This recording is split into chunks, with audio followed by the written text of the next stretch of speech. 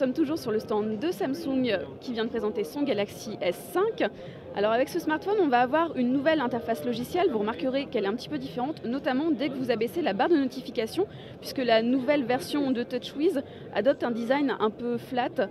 Ça ressemble assez d'ailleurs aux surcouches qu'on trouve chez pas mal de marques chinoises. Je pense à Oppo, je pense à Meizu notamment, avec ces icônes rondes comme ça. Ça rappellerait aussi un américain dont je ne citerai pas le nom. On va avoir donc ces icônes. Si vous passez à tous les toggles, vous remarquerez donc la présence de tout ça, mais aussi d'un menu carrément refondu. Samsung nous a pas du tout habitués à ce type de présentation. D'habitude, on avait la présentation classique d'Android.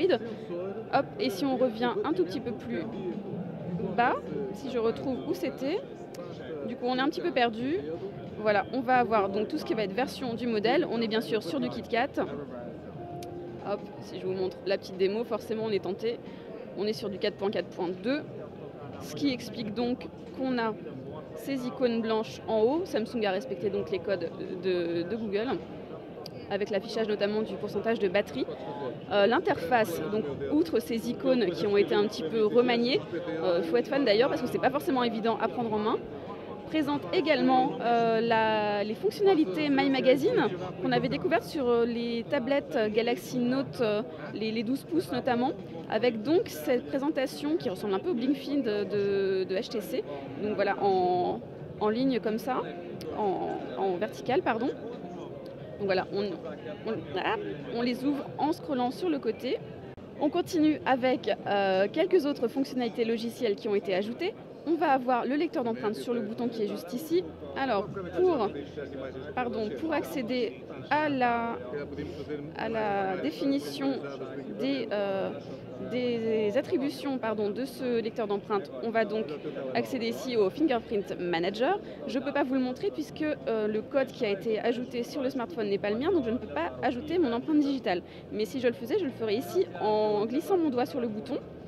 Ça sert à payer avec PayPal pour la vérification d'identité.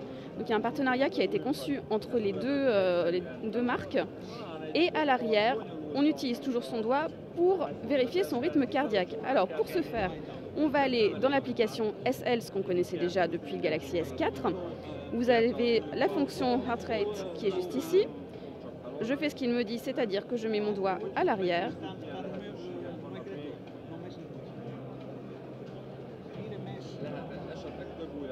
Alors il n'est pas d'accord. Je pense que j'ai un peu trop bougé, j'ai pas le droit de parler.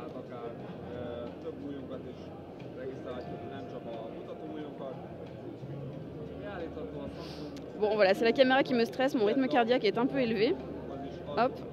Donc vous pouvez vérifier au cours de la journée quand vous faites du sport, c'est un petit peu la logique du système, votre rythme cardiaque. Vous avez également un podomètre qui est inclus au téléphone.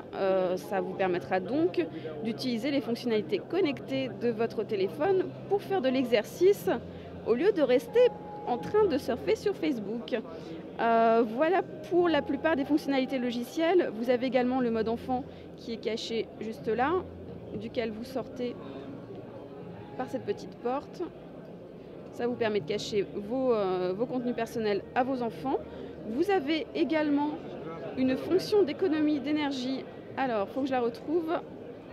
C'est pas évident dans ce menu. Vous avez le Power Saving Mode et ici l'Ultra Power Saving Mode qui, lui, vous permet de basculer votre téléphone en noir et blanc lorsque vous voyez que vous n'avez pratiquement plus de batterie.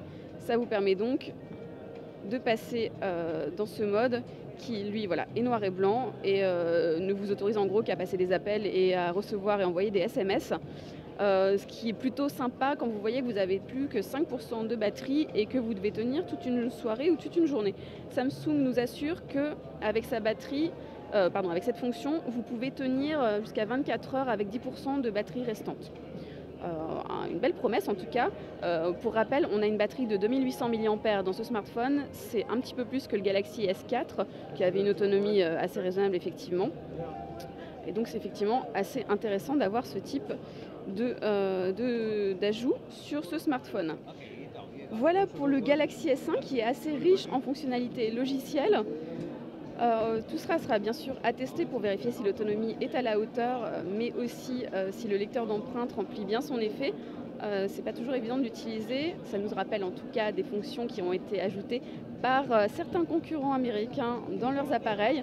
Samsung propose sa solution à sa manière. Est-ce que c'est une véritable révolution? C'est pas tout à fait certain.